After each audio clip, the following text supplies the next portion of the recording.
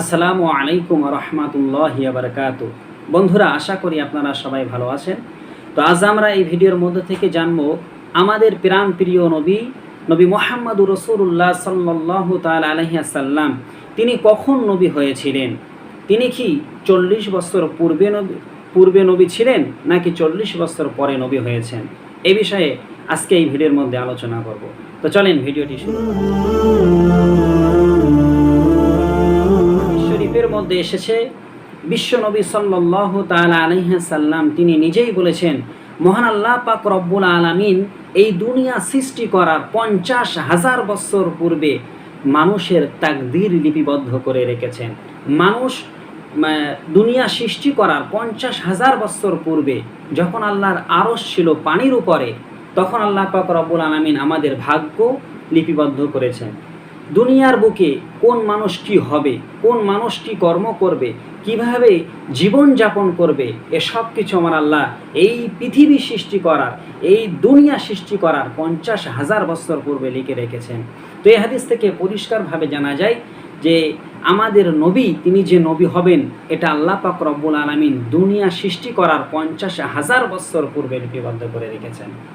তিরমিজি শরীফের হাদিসের মধ্যে এসেছে, আমার নবীর কাছে প্রশ্ন করা হয়, ইয়া রাসূলুল্লাহ, ইয়া হাবিবাল্লাহ, হুজুর আপনি কখন নবী হয়েছেন? আমার নবী এর উত্তরে পরিষ্কার ভাষায় বলেছিলেন, যখন নবী আদম আলাইহিস সালাতু ওয়াস সালামের দেহ ছিল এক জায়গায় আর রূহ ছিল অপর জায়গায়, দেহর সঙ্গে যখন রূহর সংযোগ ঘটেনি, তখনও আমি নবী ছিলাম। সুবহানাল্লাহি ওয়া বিহামদিহি।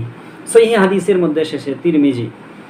এছাড়া আমরা যদি বিশ্ব নবী সাল্লাল্লাহু তাআলা আলাইহি ওয়াসাল্লামের সিরাত অনুসরণ করি, বিশ্ব নবী যে সিরাতুন নববী যে কিতাবটি রয়েছে, এই কিতাবের মধ্যে বলা হয়েছে, মা আমিনা রাদিয়াল্লাহু তাআলা আনহা তিনি যখন বিশ্ব নবীকে গর্ভধারণ করেছিলেন, তখন প্রতিনিয়ত প্রত্যেক রাত্রির বেলাতে তিনি ভালো ভালো স্বপ্ন দেখতেন।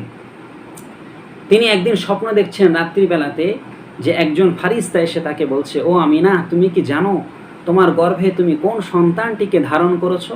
এ সন্তান দুনিয়ার আর 5টি সাধারণ সন্তানের মতন কোনো সন্তান নয়, বরং এই সন্তানটি হলো আখিরি জামানার নবী।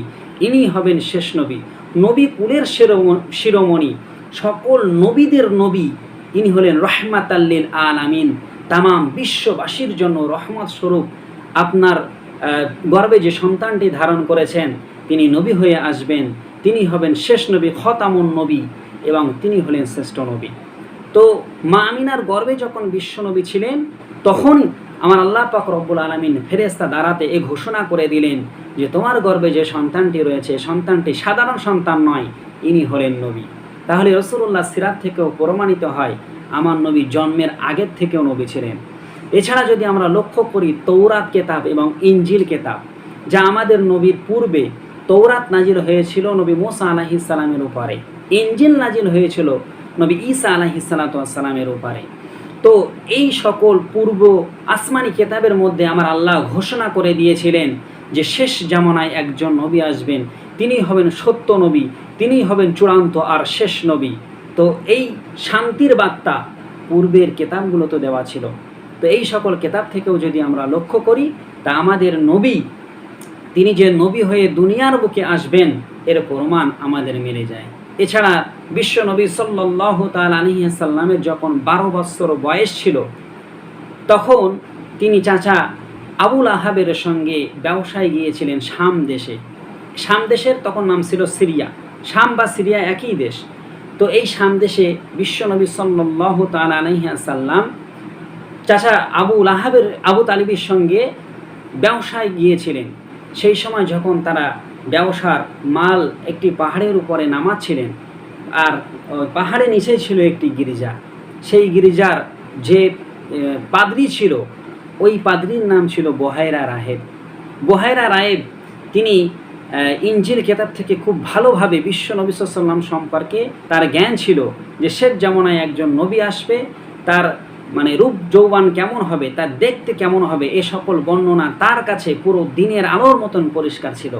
তিনি 12 বছরের শিশু নবী মুহাম্মদুর রাসূলুল্লাহ সাল্লাল্লাহু আলাইহি ওয়াসাল্লামকে এক পলকে একবারে দেখে চিনে ফেলেছিলেন। সঙ্গে সঙ্গে সেখানে গিয়ে বিশ্ব নবীর হাত চেপে ধরে বলেছিলেন, তোমার নাম কি মুহাম্মদ? তুমি কি কুরাইশ বংশের? কুরাইশ থেকে, তুমি কি মক্কা থেকে এখানে এসেছো? এই সকল প্রশ্ন তিনি নিজের থেকেই বলেছিলেন। আমার নবী বলেছিলেন, হ্যাঁ আমি মুহাম্মদ। তিনি বলেছিলেন, তোমার জীবন সংকট আছে, কাফেররা তোমাকে হত্যা করার চেষ্টা করবে। তাহলে এই বহেরা রায়েবও, যিনি বেধর্মী হয়েও তিনি 12 বছরের শিশু মুহাম্মদকে চিনে ফেলেছিলেন। এছাড়া যদি আমরা রাসূলুল্লাহ টোটাল জীবনী তাল্লাশি করে দেখি, তাহলে দেখতে পাবো যে বিশ্বনবী সাল্লাল্লাহু তাআলা আলাইহি সাল্লাম তিনি ছোটবেলা থেকে মৃত্যুর আগ পর্যন্ত কোনো দিন কোনো খারাপ কাজ করেনি, কোনো দিন কোনো মানুষকে কষ্ট দেয়নি, কোনো দিন কোনো মানুষকে একটি থাপ্পড় আমার নবী কোনো দিন মারেনি।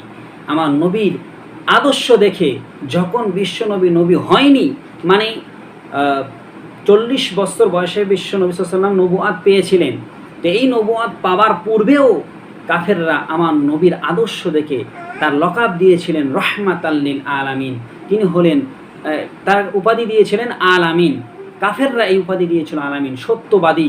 এটাই কাফেরদের দেওয়া উপাধি। বিশ্বনবী সাল্লাল্লাহু আলাইহি ওয়াসাল্লাম 25 বছর বয়সে তিনি হিলফুল ফুজুল নামক একটি সংগঠন করেছিলেন, যা ছিল যারা যে সকল মানুষদেরকে অত্যাচার করা হচ্ছে সেই অত্যাচারিত মানুষদেরকে সাহায্য করা, যারা অত্যাচার করছে তাদের অত্যাচার করা থেকে বাধা প্রদান করা, গরিব এতিম মিসকিনদেরকে সাহায্য করা, মানুষের হক বুঝিয়ে দেওয়া। এটাই ছিল বিশ্বনবী সাল্লাল্লাহু আলাইহি ওয়াসাল্লামের 25 বছর বয়সে মক্কায় কায়েম করা হিলফুল ফুজুল নামক একটি সংগঠন। আমার নবী সাল্লাল্লাহু তাআলা আলাইহি ওয়াসাল্লাম তিনি ছোট বয়স থেকে মৃত্যুর আগ পর্যন্ত তার আদর্শ আমাদের সকলের ফলো করা উচিত। তার নবুয়াত পাওয়ার পূর্বেও আমার নবীর জীবনে একটি গুনাহও ছিল না। এটাই হলো চূড়ান্ত সত্যি কথা। অনেকে বলে থাকে যে বিশ্বনবীর 40 বছর পূর্বের যে সকল জীবন তিনি পার করে এসেছেন সেগুলো ফলো করার কোনো দরকার নেই। কিন্তু যদি আমরা নবীজির ছোটোবেলা থেকে তার আদর্শগুলো ফলো করি, একটি মাত্র গুনাহ, একটি মাত্র খারাপ কাজ আমার নবী সারা জিন্দেগিতে করেনি। তো আমার নবী এক কথায় বলতে গেলে তিনি 40 বছরের নবুয়াত পেয়েছেন। 40 বছর 6 মাস 16 দিন বয়স তখন আমার নবী নবুয়াত পেয়েছেন। কিন্তু এই নবুয়াত পাওয়ার পূর্বেও থেকে তিনি নবী ছিলেন, তিনি তো তখন রসুল হয়েছিলেন। তখন আল্লাহ পাক রব্বুল আলামিন তার উপরে কোরআন মাজিদ, মহাগ্রন্থ আল কোরআন মাজিদ নাজিল করেছিল। কিন্তু এর পূর্বেও তিনি নবী ছিলেন। তার আদর্শ, তার চরিত্র আমাদের সকলকে সেই তার আদর্শ চরিত্র জেনে বুঝে নিয়ে আমল করা একান্ত জরুরি, একান্ত কর্তব্য। আশা করি ভিডিও থেকে আপনারা বিশ্বনবী যে 40 বছরের পূর্বে তিনি নবী ছিলেন এই বিষয়ে আপনারা বিস্তারিত দলিলের মাধ্যমে জানতে পেরেছেন। আসসালামু আলাইকুম ওয়া রাহমাতুল্লাহি ওয়া বারাকাতুহু।